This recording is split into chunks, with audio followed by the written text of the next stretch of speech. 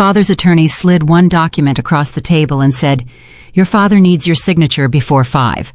That was his first message to me after 2 years of no contact, no apology, no explanation, just a deadline. I opened the document expecting another insult, maybe even a threat. Instead, I read the first page, then the second, and started laughing so hard, the attorney asked, "Are you okay?" I was more than okay, because the family that called me mentally unstable now needed one thing only I could give them. And buried in that document was the reason they had no easy way out. My name is Selene Parker. I'm 29 and I work as a commercial credit analyst. Numbers have always made sense to me. People were harder. From the outside, my family looked polished. My father, Robert, owned a successful distribution business. My mother, Linda, worked as an interior designer.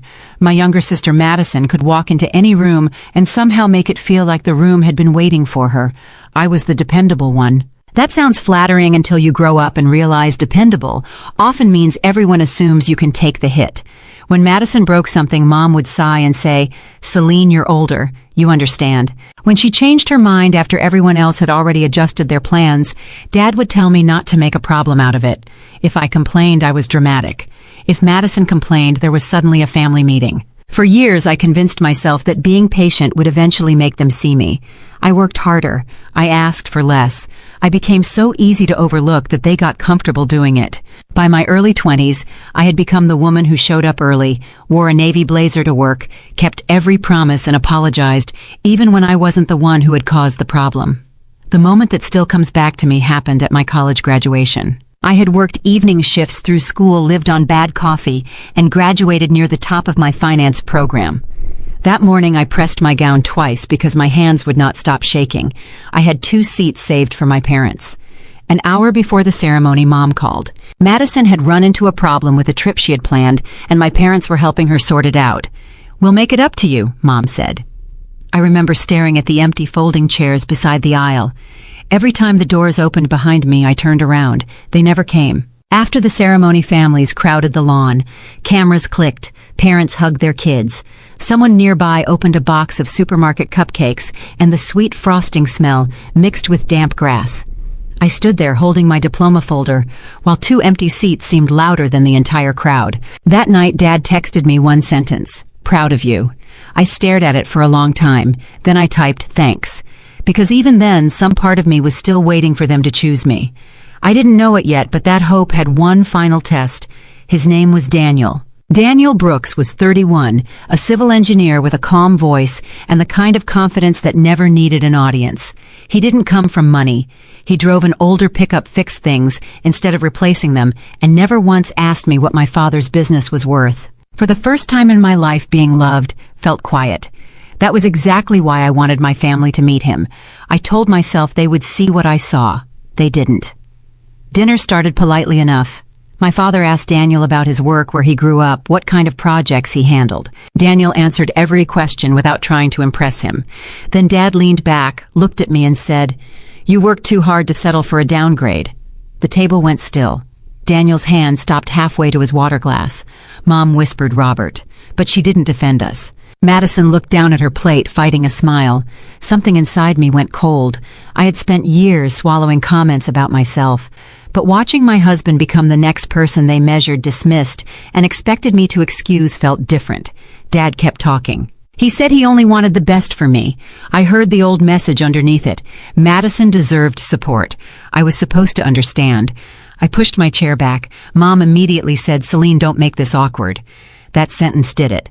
Not Dad's insult, not Madison's expression. That sentence. Because even then, their biggest concern wasn't what had been said to Daniel. It was whether my reaction made dinner uncomfortable.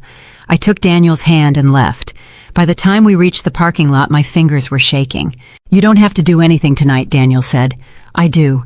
I blocked all 3 of their numbers before we got home. No holidays, no Sunday dinners, no explanations. For the first time, I chose peace over permission. A few weeks later, a cousin called me, then an aunt, then an old family friend. The story was always slightly different, but the ending was the same. Mom was telling people Daniel had changed me, that I wasn't thinking clearly, that I had cut off my loving family for no reason. Then my cousin lowered her voice and said, "Your mom told people you were mentally unstable." I couldn't speak. They had spent years telling me to ignore my own hurt. Now that I finally stopped ignoring it, they were using my boundary as proof that something was wrong with me. I didn't call them. I didn't defend myself. I disappeared. And for 2 full years they heard nothing from me, until the letter arrived. For 2 years, silence became the safest thing in my life. Daniel and I built routines that would have looked boring to anyone else, but to me, they felt like proof I had survived something. Coffee before work, his boots by the back door, my navy blazer hanging over a kitchen chair because I was always too tired to put it away. Friday nights with takeout instead of family arguments. I stopped flinching when my phone buzzed. Then, on a rainy Tuesday morning, the receptionist at my office handed me an envelope. The return address belonged to an attorney, my father's attorney, Michael Reed. For a few seconds, I just stood there listening to the hum of the lights above me. 2 years, not one apology, not one birthday message, not one attempt to ask why I had left. And now there was a lawyer. The letter was brief. Michael represented my father in a business matter. My presence was requested the next morning. A shareholder decision required my signature. That word stopped me. Shareholder. Years earlier, my grandfather George had transferred 25% of the voting shares in the family business to me when I became an adult. I had never worked there. I never wanted to. Dad controlled the company, and I treated those shares like a distant inheritance I did not need to touch. Until now. That night, I spread the ownership papers across our kitchen table. Daniel read the letter once, then looked at me. "Do you have to sign anything tomorrow?" I shook my head. That question slowed my breathing. I checked what I already knew. Certain major decisions required more than a simple majority. Large new debt, major collateral. Restructuring that could materially affect shareholders. Dad held most of the remaining votes, but not enough to cross that threshold without me. I still had no idea what had gone wrong. I did not know how bad the company's finances were. I did not know what Madison had been doing. I did not know why my father had waited until now. And I refused to invent answers just because I was scared. So I made myself one promise. I would listen. I would ask questions. And I would not sign a single thing I did not fully understand. The next morning, Michael Reed placed one document in front of me. I opened it. Near the top of the first page was a number. $8 million. And suddenly I understood why my father had broken 2 years of silence. Michael Reed didn't rush me. He sat across from me with both hands folded on the desk while I read the document again, slower this time. $8 million. The company wanted to refinance existing debt, cover overdue payments, and use several major business assets as collateral. Because the transaction crossed the limit written into the shareholder agreement, it required supermajority approval, which meant my vote. I looked up. Why now? Michael's expression stayed neutral. The company needs liquidity. That's not an answer. He paused. So I asked a better question. What happens if I don't sign? For the first time, he leaned back. The refinancing does not move forward in its current form. In its current form, I repeated. So there are other options. There are always other options. That told me more than he probably meant it to. I looked down at the numbers again. Cutting costs, yes. Selling assets, potentially. Replacing management. His eyes flicked toward me, just once, but I caught it, and suddenly I knew where to look. Madison. Michael didn't answer. He didn't need to. I felt something hot rise into my chest. Not satisfaction, not yet. Just the old anger returning with a new shape. My sister had been handed the kind of authority I had never been offered, and somehow the company was now desperate for $8 million. I kept my voice level. How long has she been director of operations? About 18 months. And how long has cash flow been under pressure? Another pause. Roughly a year. I almost laughed then. Almost. Instead, I kept reading. There were references to delayed payments, rising operating costs, expansion expenses, and restructuring. Nothing on the page told me the whole story, but it told me enough. The company had expanded too fast. Costs had climbed. Cash reserves had fallen. And Dad had waited until the problem was big enough that he needed me. Then I reached the final approval section. My signature line sat there clean and empty. That was when the graduation flashed through my mind. 2 empty chairs. My mother's voice telling me they would make it up to me. Then Daniel at that dinner table, a downgrade. Then my cousin whispering that Mom had called me mentally unstable. And now this. My father needed the judgment of the daughter he had spent 2 years telling people couldn't be trusted with her own life. The absurdity hit me so hard I bent forward and laughed. Not a small laugh, a real one. It came out of me before I could stop it. Michael stared at me. "Are you okay?" I wiped under one eye and nodded. "Yes, I actually am." He waited. I turned the document toward him. "I'm just trying to understand something. My parents told half the family I was mentally unstable because I stopped letting them control me. And now my father needs me to approve $8 million in new debt." Michael's face tightened. "I can't speak to your family history. I'm not asking you to." I tapped the signature line. "I'm asking whether this company survives today if I don't sign." "No," he said carefully. "That is not what I said." "Good. Then there's no emergency that requires me to make a blind decision before 5. He was quiet. That silence was the first moment I realized the deadline belonged to my father, not to me. I pushed the document back across the desk. "I'm not signing this." Michael didn't argue. He only asked, "Is that your final position?" "My final position today is that I will not approve millions in new debt when I haven't been given a complete financial picture." I stood, then stopped. "And I want an independent financial review." That got a reaction. Small but real. His fingers tightened around his pen. I continued, "I own 25% of the voting shares. If management decisions have materially affected the value of my interest, I want to know how. Ms. Parker, that process may create complications. They already exist. I just didn't create them." For the first time that morning, Michael had nothing ready to say. I picked up my bag. "One more thing. From now on, anything about the business goes through my representative.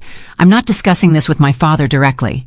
He nodded. I reached the door. Then he asked, "Do you understand what refusing this may force them to do?"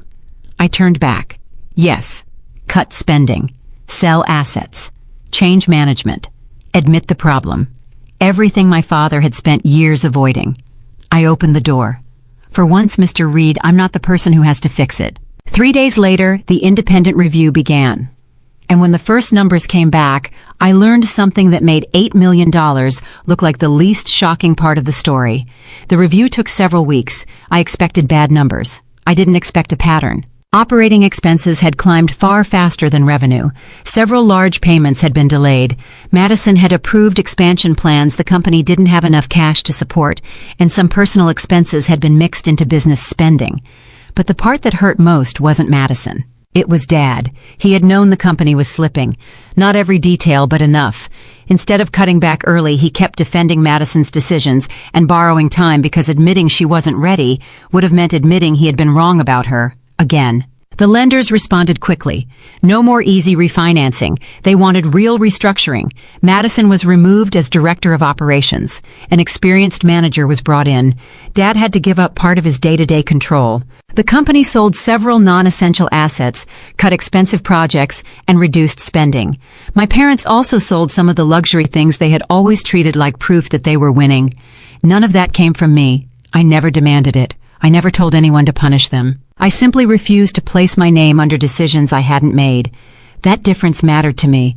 My own representative sent a separate notice to my parents asking them to stop making false statements about me and to keep all business communication professional. After that, the calls from relatives slowly stopped. A few people reached out to apologize for believing what they had been told. I didn't need every apology. For the first time, I didn't need the entire family to agree with me. Months later, once the company was more stable, I requested an independent valuation of my 25% share. I sold my interest under a fair agreement and walked away completely. No board meetings, no emergency calls, no family business waiting in the background like a storm cloud. The night everything was finalized, I came home and found Daniel in the kitchen making coffee even though it was almost 8. His boots were beside the door. My blazer was hanging over the chair. Nothing looked different. That was what made it perfect. Daniel handed me a mug. "So," he said, "does it feel like you won?" I thought about Madison losing her title, Dad losing control, the money, the years of anger. Then I looked around our quiet kitchen. "No," I said. "It feels like I'm finally done." And that felt better than winning ever could. If there's one thing I learned, it's this. Being family does not give anyone the right to use you, silence you, or make their crisis your responsibility. Saying no did not destroy my family. Their